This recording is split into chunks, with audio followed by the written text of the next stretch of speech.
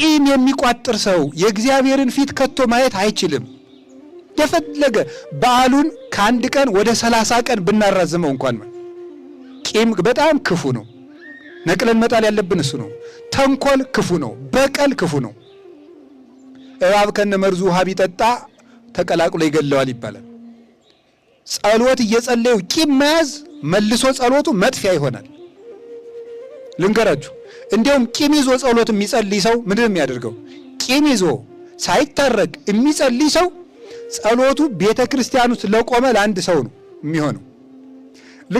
ልክ ሁለት ውሾች፣ አንዱ ውሻ ይላል አባ ጊዮርጊስ፣ አንዱ ውሻ በአፉ እንጀራ ይዞ አንደኛው ደግሞ ባዶውን ሆኖ ካፉ ቀምቶ ሊጎርስ ያኛው ሲሮጥ ይሄ ሲከተል፣ ያኛው ሲሮጥ ይሄ ሲከተል፣ ያኛው ሲሮጥ ይሄ ሲከተል ወንዝ ላይ ይደርሳል። ወንዝ ላይ ሲደርስ እንጀራ የያዘው ውሻ ምን ያያል ይመስላችኋል? ወደ ውሃው እንዲህ ሲል እንጀራ የያዘ ውሻ ያያል። ሌላ ውሻ ነው ራሱ ነው። ከዚያ የዚያኛውን እቀማለሁ ብሎ ምን ያደርገዋል? ሲል ምን ይሆናል? ይወድቃል። ማን ይበላዋል? ያኛው ይበላዋል ማለት ነው።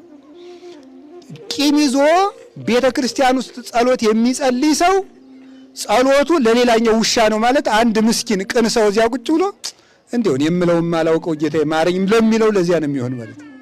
ለዚህኛው ውሻ ይሆናል። ሁላችንም እንግዲህ ውሻ ነን፣ ግን ለዚህኛው ውሻ ይሆናል። እንደዚያ እንዳይሆን ቂማችን አውልቀን ስንተው አዲስ ሰው እንሆናለን። ሰብህዎ ለእግዚአብሔር ስብሐተ ሐዲሰ ማለት እሱ ነው ማለት ነው። ይሄ ምስጋና አሮጌ አይደለም። የቅዱስ ያሬድ ምስጋና ሁልጊዜ አዲስ ነው። የቤተ ክርስቲያን ማህሌቷ ሁልጊዜ አዲስ፣ ቅዳሴዋ ሁልጊዜ አዲስ።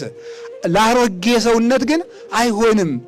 ዋጋ አያሰጥም፣ መልስ አያመጣም፣ ሰማይ አይከፍትም፣ ከእግዚአብሔር ፍትህ አያመጣም፣ ስጦታ አያመጣም።